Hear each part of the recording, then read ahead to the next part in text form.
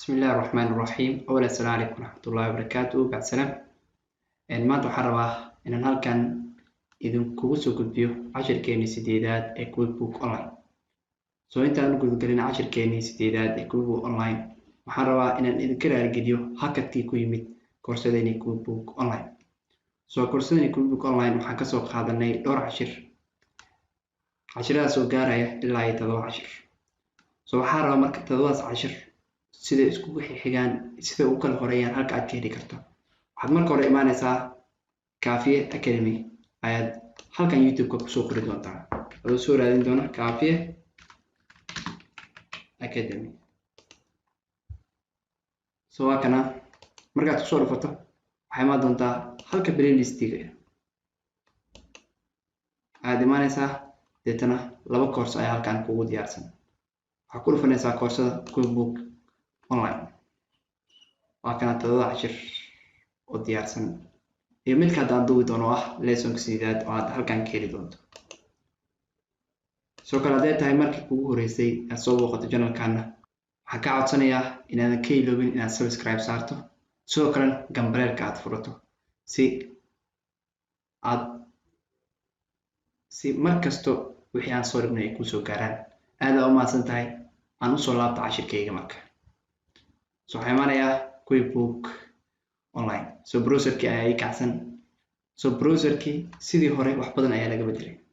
soo cashirkeennii 7aad iyo cashiradeenii hore sidaad ku arkayseen xogo yar waa laga update gareeyay. soo muddaan ka maqnayn marka insha Allah dib ma laha waan soo soconaynaa. wixii laga bedelana ana idin la wadaagi doonaa. Okay, soo aan soo laabto cashirkeennii 7aad. cashirkeennii 7aad waxaan uga hadlaynaa how to record inventory purchase. sidee alaabtii aad soo iibsatay u diiwaan gelin lahayd. okay, alaabta markii la soo iibsanayo waxaan ognahay 2 qaab ayaa loo soo iibsadaa. in loo soo iibsado cash ahaan iyo in loo soo iibsado deyn ahaan. soo marka hore waxaan idin tusayaa alaabta aad cash ku soo iibsatay ama aad lacagta ku soo iibsatay aad u diiwaan gelin lahayd. kadib ayaan waxaan ku tusi doonaa haddana sida aad u diiwaan gelin lahayd alaabta aad deynta ku soo iibsatay. okay, marka hore aan u imaado habkii loo diiwaan gelin lahaa alaabta aad cash ku soo iibsatay. waxaan imaanayaa halkay ku qoran tahay new. markaan imaado waxaan ka tagayaa halkay ku qoran tahay suppliers. soo suppliers waxa weeyaan cidda aniga na alaabta ka soo qaadanayo. meelaha qaar waxaad ku arki kartaa vendors inay ku qoran yihiin. soo waa same. waxaan ka dooranayaa halkay ku qoran tahay check maadaama aan lacagta ku bixinayo cash ahaan. okay, halkan waxaan gelinayaa beeyi cidda aan alaabta ka soo qaadanayo. okay, waxaan dhihi karaa waa Hula Company oo kale. okay, waxaan leeyahay add.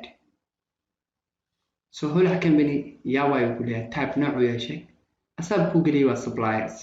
so halkan waxaad geli kartaa customers, employees. haddii customer aad lacag siinaysan customer-ka aad dooranaysaa. haddii shaqaalahaagu uu yahay employee aad dooranaysaa. soo marka laakiin waa supplier waa cid alaab aan kasoo qaadanayna. hadda supplierskaan ku daysanaynaa. okay, dan waxaan doonaa save. waxaan imaanayaa halkan ay ku qoran tahay bank. soo bank account-kayga ayaan halkan ka dooranayaa. waxaan haystaa anigu hal bank account oo kaliya oo lacag ay taal waa Dahabshiil Bank. okay, Dahabshiil Bank balance-gii yaa lasaa ku sheegay waa kana waa $10,000.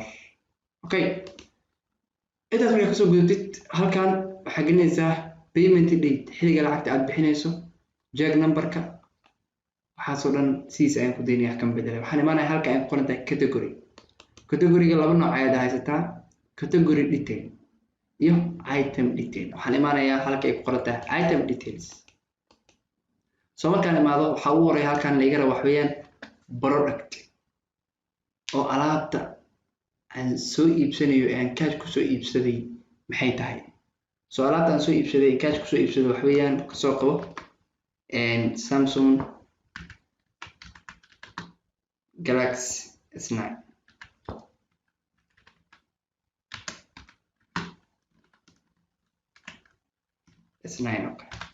okay, ma yaqaana marka waxaa leedahay add.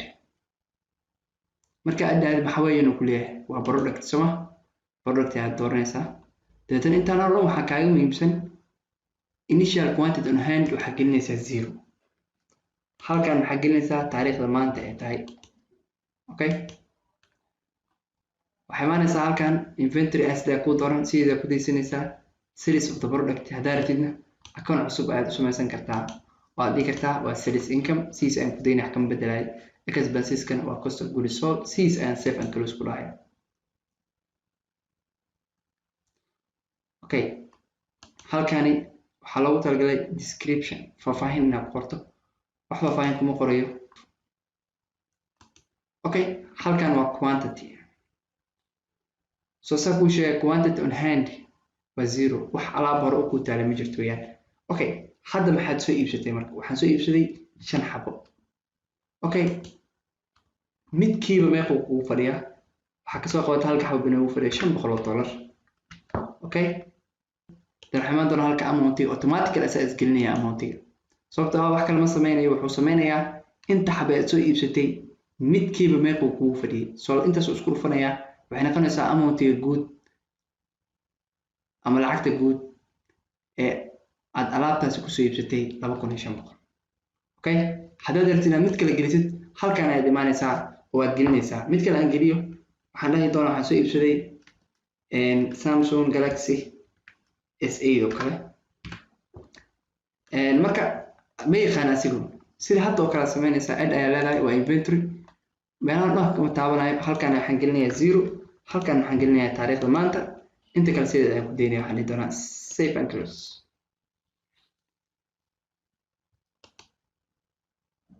okay so waxa marka halkan wuxuu iga rabaa description oo faahfaahin ah so wax faahfaahin ah ma gelinayo muhiim ma aha halkan waxaan gelinaysaa inta xabo aad soo iibsatay waa meeqa waxaan soo iibsaday iyaduna 4 xabo midkiina wuxuu u fadhiyaa $300 tusaale ahaan ka soo qabo soo lacagta waa mise waa $1200 okay lacagta guud halkan ay ku soo qormaysaa totalka waad arkaysaa marina waa $3700 okay hadda hadaan do save and close maxaa dhacaya waxaa dhacaya waxay soo galaya inventory soo gaaraya $3200 sidoo kale akoonkayga dahabshiil 10,000 ahna waxa ka go'aya 3700 okay waxaan dhihi doonaa save and close okay waxaan imaanayaa reports si aan u ogaado transactionkii dhacay iyo siduu u saameeyay accountskii iyo cashkii inventory okay waxaan imaan doonaa balance sheet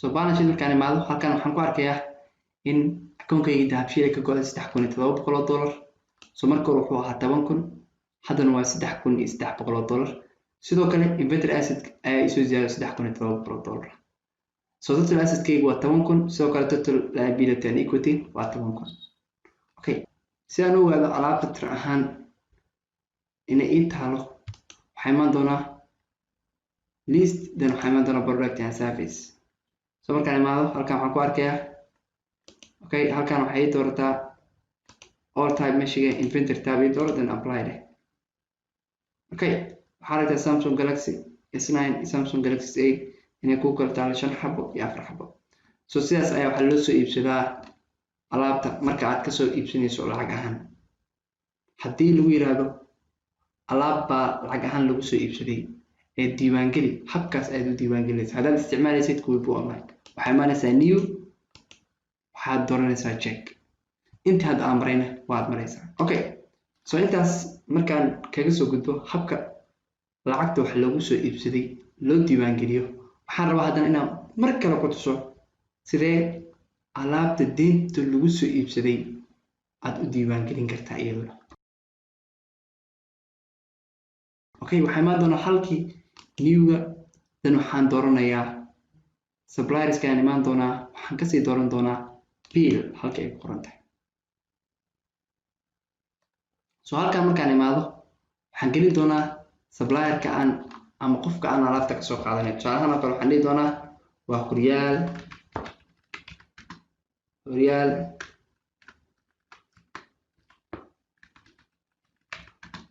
L'Oreal company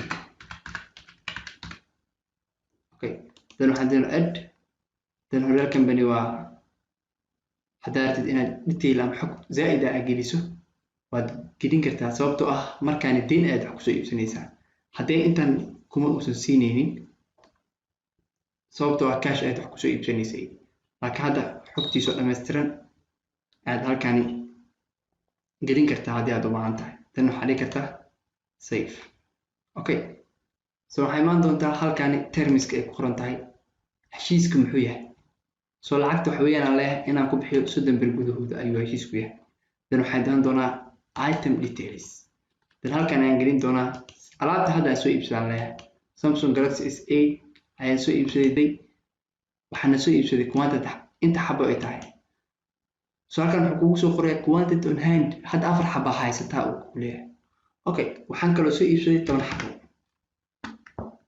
okay midkiiba waxaa la iga soo siiyay $200 okay waa $200 then waxaan dhihi doonaa save and close haddaan rabo mid kale inaan gelin sida haddoo kale ayaan u gelin karaa waxaan dhihi doonaa Samsung Galaxy S9 ayaan soo iibsaday waxaan kasoo iibsaday asigana inta xabo kasoo iibsatay ayaad halkan gelinaysaa waxaan kasoo iibsaday 6 xabo so marka hore waxaan haystay 5 xabo haddana waxaan soo iibsaday 6 xabo so 12 xabo ayaa laga rabaa inventory list-kayga okay iyaga waxay ugu fadhiyaan $500 okay so guud ahaan lacagta waa imisa totalku waa 5,000 sababtoo ah Samsung Galaxy S8 ayaan soo iibsaday waxaana ku soo iibsaday 6,000 Samsung Galaxy S8 ayaan soo iibsaday oo 10 xabo ah mid kastana uu yahay $200 guud ahaan lacagta waa $2,000 oo weliba deyn ah sidoo kale waxaan soo iibsaday Samsung Galaxy S9 oo 6 xabo ah midkii uu ku fadhiyo $500 iyadana wadarteeda guud waa $3,000 guud ahaan alaabta aan deynta kusoo qaatay lacagtooda waa $5,000 okay so marka hadda maxaa dhacaya marka inta aanan aadin balance sheet-kayga waxaan rabaa waxa dhacaya inaad hadda kasii fikirto oo aad isku daydo inaad sheegto okay waxa dhacaya maxay tahay inventory-ga ayaa badanaya inventory-ga hadda wuxuu ahaa 3,700 hadda muxuu kusoo darsatay 5,000 wuxuu noqonayaa marka $8,700 sidoo kale waxaa soo ziyaaday account liability ah oo ah account payable okay waxaan dhihi doonaa save and close okay waxaan tegi doonaa reportiskii then waxaan kasii dooran doonaa balance sheet-kii si aan u arko transaction-kii dhacay iyo siduu u saameeyay waxaan nimid marka balance sheet-kaygii waa Mohan Electronics Company balance sheet-kii ayaan joogaa so current asset ayaan joogaa Dahabshiil Bank waxba iskama bedelin oo sidiis weeyaan so inventory asset-kaygii haddee wuxuu ahaa 3,700 haddana waxaa kusoo ziyaaday 5,000 saas muxuu isku noqday marka $8,700 waa sidaan idiin sheegay okay total current asset-kaygu waa 15,000 total asset-kayguna 15,000 okay sidoo kale liabilities and shareholders equity current liabilities waxaa soo ziyaaday account payable oo ah $5,000 okay inta kale waxba iskama bedelin waa sidoodii so marka total liability and equity waa $15,000 so hadda total asset-kaygu waa 15,000 total liability and equity waa 15,000 aad bay isla faacayeen so markastana sidaas ayaa la doonayaa intaas marka ka gudbo waxaan kaloo rabaa inaan ku tuso alaabtani item ahaan buu yaalaan waxaan tegayaa list product and service ayaan tegayaa marka halkaan imaado halkaan filterka ayaan ku dhufanayaa type waxaan ka dooran doonaa inventory then waxaan dhihi doonaa apply okay Samsung Galaxy S9 waxaa ka taalo 12 xabo Samsung Galaxy S8 waxaa ka taalo 14 sababtoo maxay tahay marka hore 4 ayaan soo iibsanay haddana 10 ayaan deyn kusoo iibsanay kana sidoo kale Samsung Galaxy S9 5 ayaan soo iibsanay 6 ayaan haddana dib kasoo iibsanay so marka waa ujeedaa aad bay u fududahay kaliya waxay u baahan tahay in qofka uu aad u yaqaano manualka haddii mar manualka aad taqaanid computeriska aad baad ugu raaxaysanaysaa so cashirkeena maanta wuxuu ku salaysnaa sidee alaabtii la soo iibsaday loo diiwaangelinaya aad u adeegsanay QuickBook Online waxaan ku tusay 2 hab marka aad cash kusoo iibsatana sida aad u diiwaangelin lahayd marka aad deyn kusoo iibsataan sidaad u diiwaan gelin lahayd. waxaan rajaynayaa cashirkan aad wax badan ka faa'iideen. waxaan kaloo idinka codsanayaa in aad channelkani subscribe aad saartaan, sidoo kalena aad cashirkani gaarsiisaan dadka walaalihiina ay jecel inay bartaan QuickBooks Online iyo accounting oo dhan. aad baad u mahadsantihiin.